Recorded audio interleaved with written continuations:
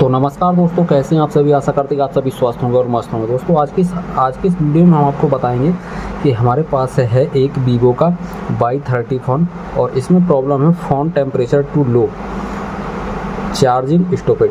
तो इस तरीके की इसमें प्रॉब्लम है और इसका सॉल्यूशन हम आपको करके दिखाएंगे। साथ ही साथ एक प्रॉब्लम और क्रिएट होती है जिसमें लिखा होता है phone is temperature too high. इस तरीके की प्रॉब्लम भी देखने को मिलती है। ये दोनों प्रॉब्लम सेम तरीके की हैं, फ़ोन टेम्परेचर टू हाई और फ़ोन टेम्परेचर टू लो। तो इसमें प्रॉब्लम है phone temperature too low charging stoppage, और उस दूसरी प्रॉब्लम होती है उसमें हाई लिखा होता है। बस इतना अंतर है। तो आज हम आपको बताएंगे कि वीवो Y30 फ़ोन हो या फिर वीवो Y51 फ़ोन हो, अगर इस तरीके की प्रॉब्लम क्रिएट होती है तो कैसे इसका सॉल्यूशन होगा। देखिए, ये सबसे कॉमन प्रॉब्लम ये है कि इसकी प्रॉब्लम अधिकांश ये यहाँ से नापी जाती है कि इसकी जो है कि बैटरी में भी ये दिक्कत क्रिएट हो सकती है, जिसकी आईडी लाइन आप देख सकते हैं। ये जो बीच में आपको दिखाई देती है ये वाली लाइन, ये जो लाइन बीच में दिखाई दे रही है आपको, इसको हम आईडी लाइन बोलते हैं। ये वाली लाइन जो बीच में दिखाई दे रही है इसको हम आईडी लाइन बोलते हैं। अगर ये लाइन अगर कहीं मिसिंग हो जाती है,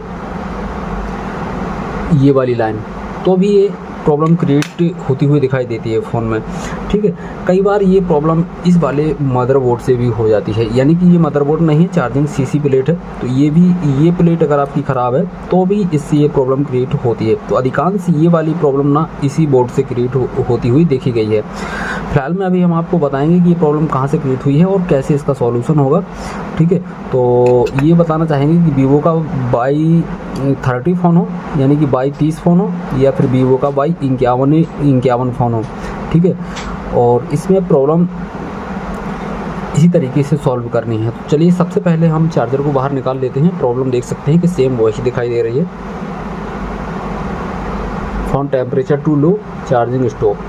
ठीक है, तो ये प्रॉब्लम है। चार्जर को बाहर निकाल लेते हैं। अब हम इसमें तो कुछ इंपॉर्टेंट नॉलेज देंगे। देखिए, ये फ़ोन हमारे पास अदर टेक्नीशियन के पास से आया हुआ था और इसकी ऑलरेडी ये वाली जो प्लेट लगी होती है, सीलें लगी होती है, ये कंपोनेंट ढकने के लिए, वो उखाड़ी गई है। जिसकी वजह से, उखाड़ने की वजह से सीधा उखाड़ा गया है, जिसकी वजह से यहाँ पे कुछ कंपोनेंट लगे हुए थे वो निकल गए थे।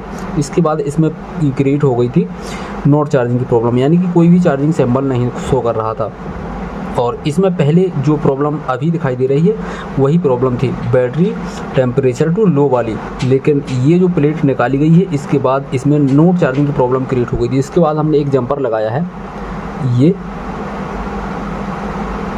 इस वाले कैपेसिटर से हमने इस वाले कैपेसिटर के आगे साइड में लगा दिया है। अगर आपको समझ में नहीं आए तो वीडियो की क्वालिटी को थोड़ा सा हाई कर लेना, तो आपको समझ में आ जाएगा।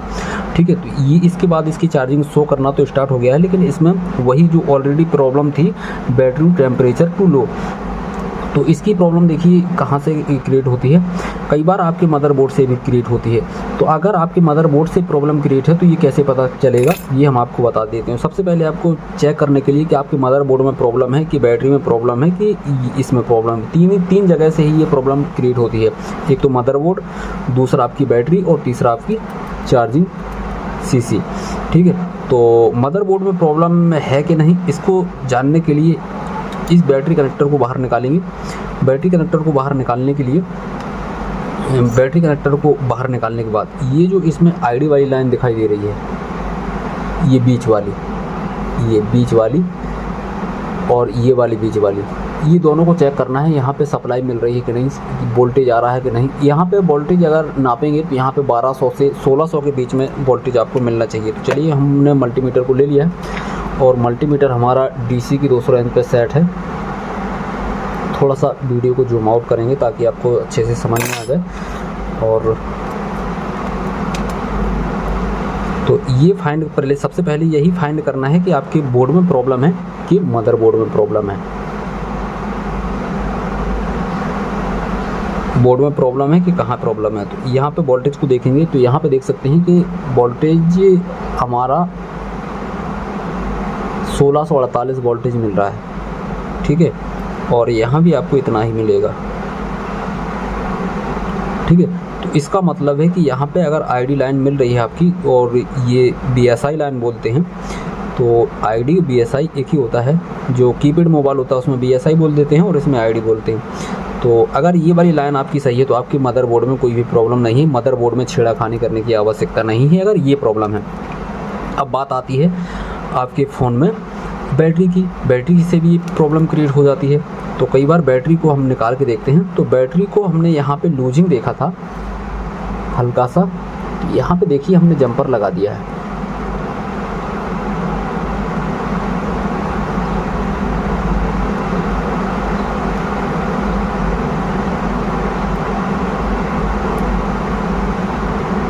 ये जो बीच की आईडी लाइन होती है, ये वाली लाइन हमने जो पहले बताई थी आपको,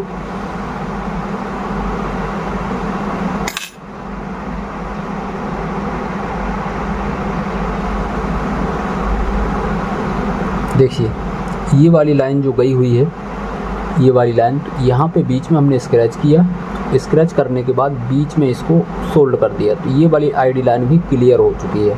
ठीक है, यहाँ पे कुछ मिसिंग हमको लग रहा था, तो जिसकी वजह से हमने बीच में इसके स्क्रैच करके सीधा इसको जोड़ दिया, तो ये हमारी ये बैटरी की भी प्रॉब्लम सॉल्व हो चुकी है। इसके बाद भी अगर कभी कभी अंदर से भी ये प्रॉब्लम क्रिएट हो जाती है, तो अंदर हमने देखा तो अंदर तो ठीक थी, तो अंदर हमने खोलने की आवश्यकता नहीं पड़ी, तो बैटरी भी हमारी ठीक है।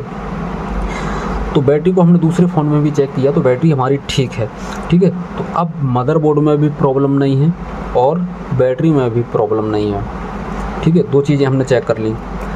अब ये प्रॉब्लम देखिए, अब आता है बात पत्ते की, क्योंकि अगर यहाँ से सप्लाई इस मदरबोर्ड में नहीं पहुँचेगा तब भी आपको ये प्रॉब्लम देखने को मिल सकती है। तो पत्ते को देख लीजिए, सबसे दूसरे नंबर पे पत्ता आपका कहीं कोई डिस्टर्ब तो नहीं है।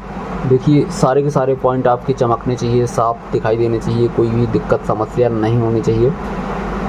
देखिए ये भी पत्ता हमारा ठीक है, ठीक दिखाई दे रहा है। कई बार ये होता है कि ठीक दिखाई देता है लेकिन ठीक होता नहीं है, तो ये दोनों साइड से बिल्कुल ठीक है। ठीक है, और कई बार ये होता है कि पत्ता देखने में सही लगता है और उसके पॉइंट जो है अंदर से हल्के से निकल जाते हैं, जैसे कि ये रहा, और इसके पॉइंट जो है अंदर से यहाँ से अगर मिसिंग होंगे तो भी ये कनेक्टिविटी नहीं पकड़ेगा, तो जिसकी वजह से भी ये प्रॉब्लम क्रिएट हो सकती है। ठीक है, तो ऐसी कंडीशन में अगर ये करना क्या है, आपको परफेक्ट सॉल्यूशन यही है कि इस मदरबोर्ड को आपको ये वाले चार्जिंग सीसी को चेंज कर देना है।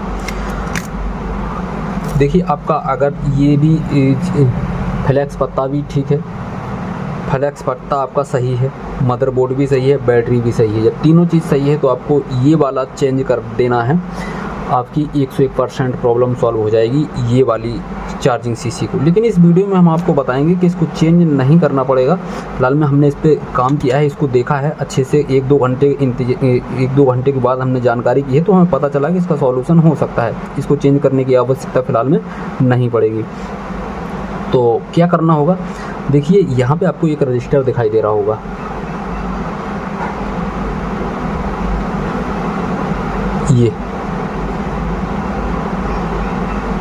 ये रजिस्टर है, ये थोड़ा सा क्लीनिंग कर लेते हैं तो और अच्छे से समझ में आ जाएगा।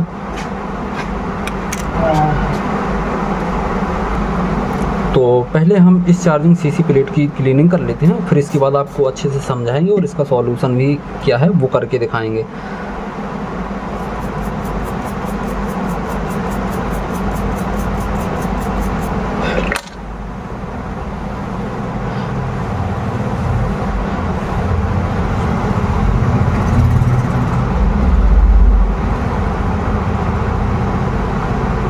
देखिए आपको यहाँ पे एक कंपोनेंट लगा हुआ दिखाई दे रहा होगा, ये कैपेसिटर नहीं, ये रजिस्टर है,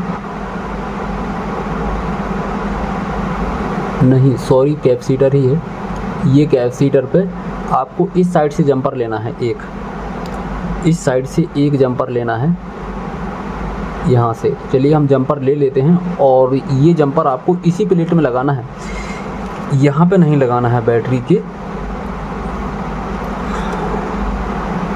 ठीक है, तो ये जंपर हम यहाँ से पहले एक जंपर लेते हैं, इसी प्लेट को रिपेयर करने का हम जो है वर्क कर रहे हैं, ताकि आपको ये प्लेट चेंज ना करना पड़े। तो यहाँ से आपको एक जंपर लेना है इस जगह से, तो चलिए हम ले लेते हैं। तो देखिए ये जंपर जो है हमने इस वाली जगह पे लगा दिया है।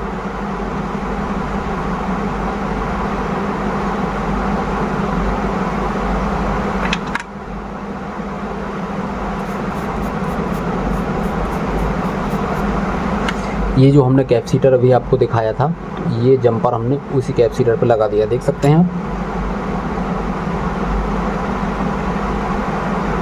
ठीक है, इस कैपेसिटर पे ये जंपर लगा दिया हमने और इस जंपर का उपयोग हम इसी प्लेट में करेंगे, यहाँ पे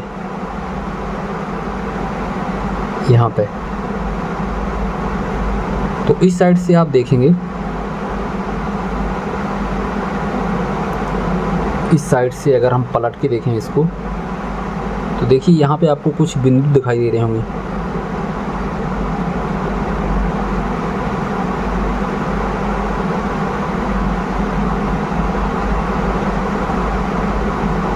एक दो तीन, तीसरे नंबर पे होता क्या है, तीसरे नंबर पे ये जंपर जो है हमने यहाँ से लगाया है इस वाले कैपेसिटर से।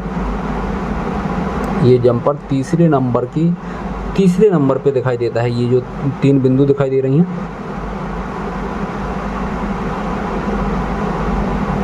एक दो तीन, इस वाली जगह पे यहाँ तक ये सप्लाई सेम होती है। और ये हमने जब चेक किया तो यहाँ से यहाँ तक की सप्लाई ये मिसिंग थी। जिसके बाद आपको करना क्या है कि यहाँ से तीसरे नंबर पे आपको स्क्रैच करना है और ये वाला जंपर जो है वो हमको इसी तीसरे पॉइंट पे लगा देना। चलिए हम स्क्रैच करते हैं। अपने तीसरे वाले पॉइंट पे हमने ये स्क्रैच कर दिया है।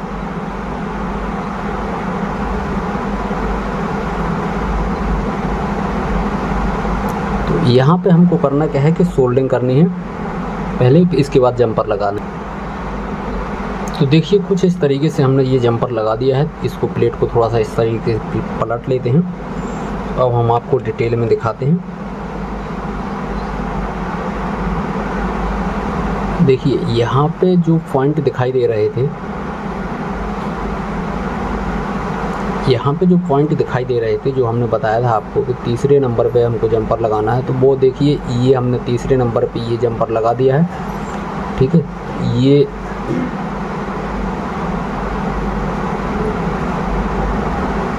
ये तीसरे नंबर पे जंपर लगा हुआ है और ये जंपर जाके इस वाले कंपोनेंट पे लगा है। ठीक है, अब हम इसको करते हैं चेक।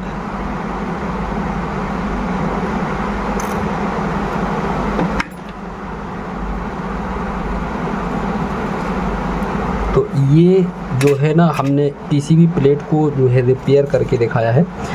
आपको अगर इतना सब कुछ झाम नहीं पालना है तो आप इसमें सीधी सी एक पीसीबी चेंज कर सकते हैं, तो आपकी प्रॉब्लम सॉल्व हो जाएगी। क्योंकि ये पीसीबी की ही प्रॉब्लम है, क्योंकि यहाँ से सप्लाई अगर ऊपर नहीं जाएगी तो फिर ये प्रॉब्लम क्रिएट होगी।